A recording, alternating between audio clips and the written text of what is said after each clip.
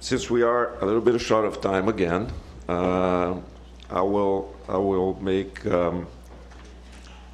a short question, but not an easy one to answer, but do your best job. To the panel, given all that was presented here, and there was something that that Hector referred to that is key to this, in my view, from a legal point of view, is the question as to whether the WTO should consult the IMF at all in the context of a panel. As you well put it, Hector, a panel is not obligated to consult anybody. And if they do, they're not obligated to take into consideration anything. What Article 15 says is that contracting parties must consult. But that's a different story. So given that and this is the big question, in the case of a panel, be it, well, if it is an Article 15 panel, I can see the problem there.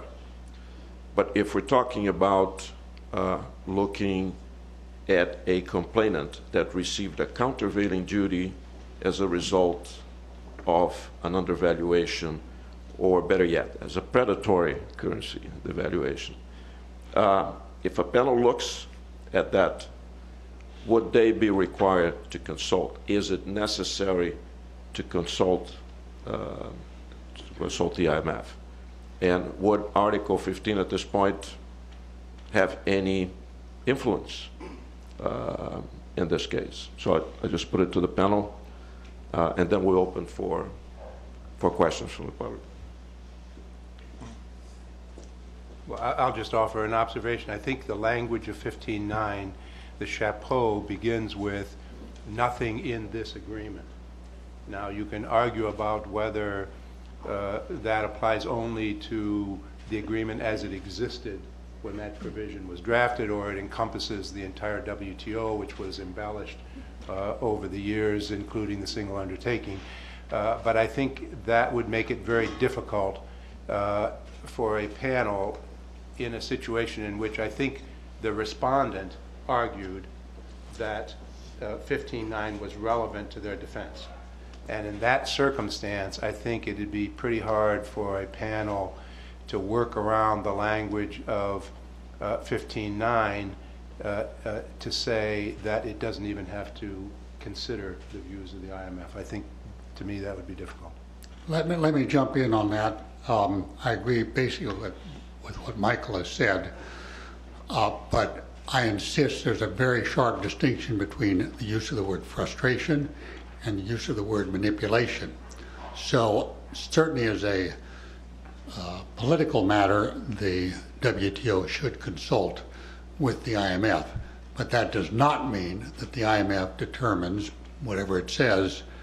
If it says anything, as Hector said, it could very well be silent, that the IMF preempts a determination of frustration by the panel.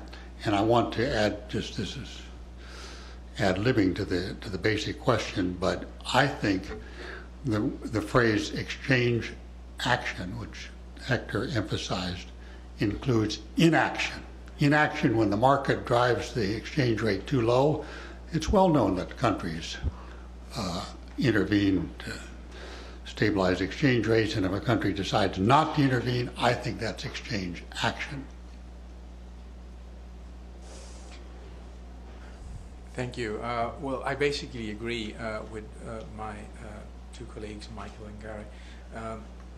Michael made a very good point. The panel would be in a very awkward situation if it did not consult, considering Article 15.9.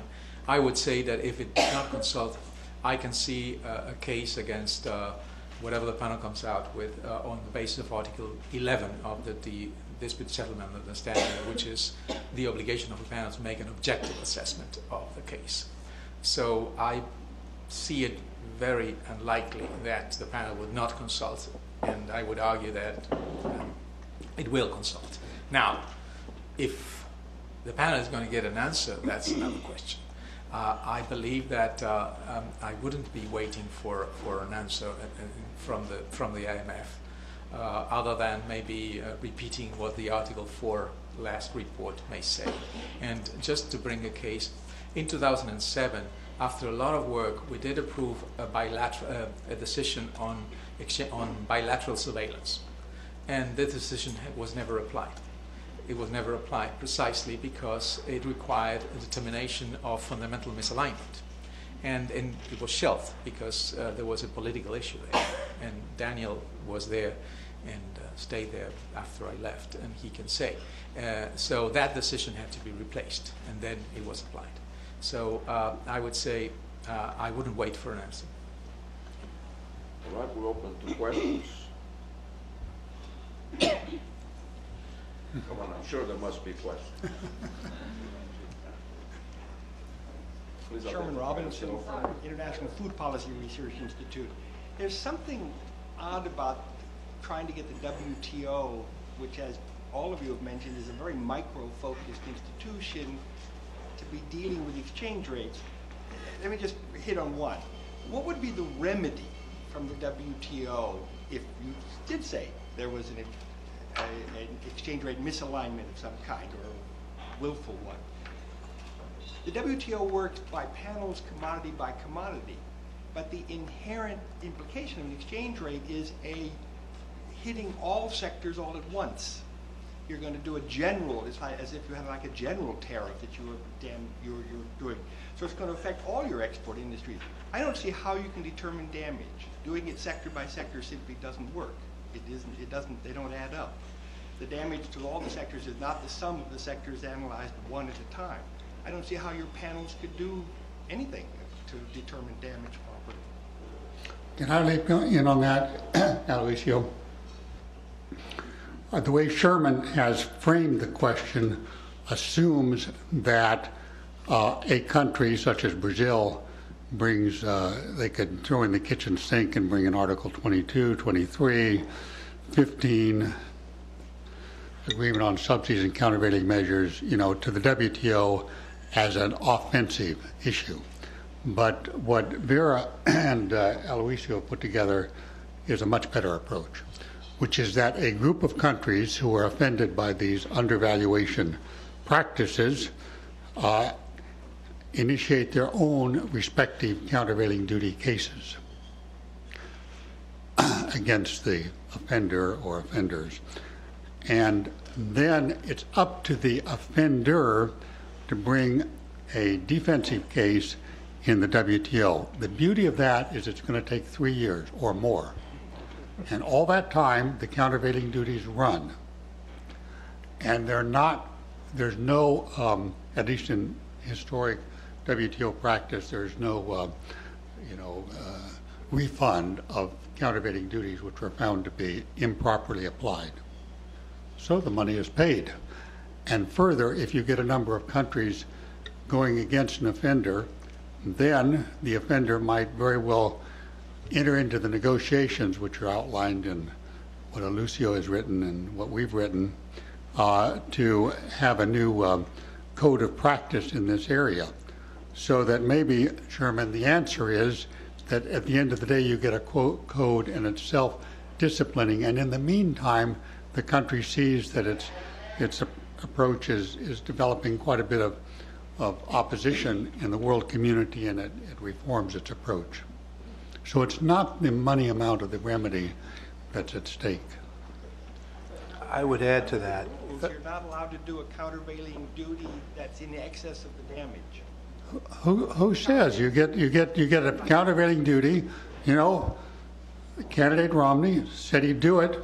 He didn't say exactly how, but it's not clear under the U.S. law that you couldn't apply a countervailing duty against an undervalued currency. That would work its way through the U.S. courts, a couple of years already, and if the U.S. court said you couldn't, then it would be refunded. But the whole idea is you bring attention to the offender to change its ways. That's the dynamic of the Vera, Aluisio, and colleagues' approach. I would just add 3 points. One, because the rule-making system in the WTO has broken down, Yes. The rule enforcement, the dispute settlement system, has taken on a more important role. And I think it has responded to that, and I think it could respond to that in creative ways. Number two, a lot depends on how the case is presented. Aluisio is arguing the case would be presented really by a respondent coming in saying, I'm subject to countervailing duties by a whole series of countries, and those countervailing duties are illegal. Remember when in the early 70s, when I joined the Treasury in 75, we were litigating over the legality of the import surcharge that Paul Volcker and company put on when we abandoned the gold standard.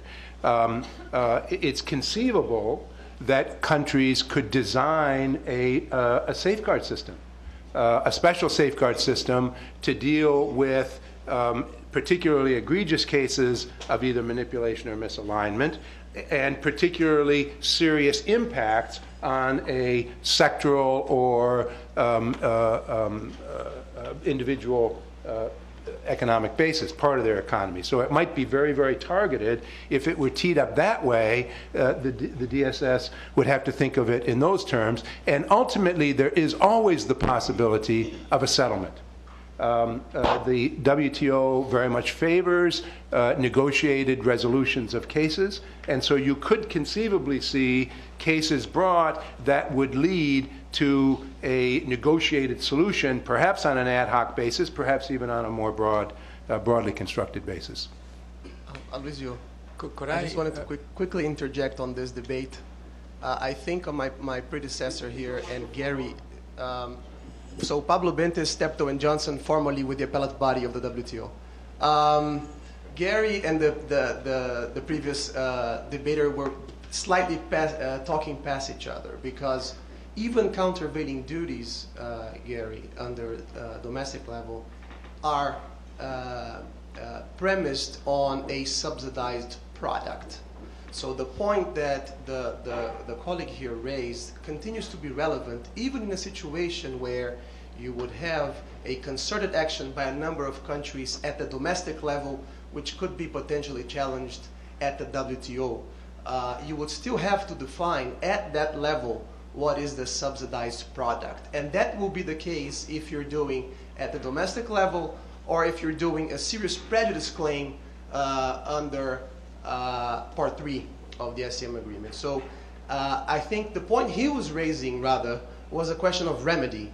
The end result of all of the WTO litigation against, assuming it's a violation for frustration, Article 15, or even if you resort to a non-violation complaint, the end result is you're going to be allowed to retaliate somehow, right?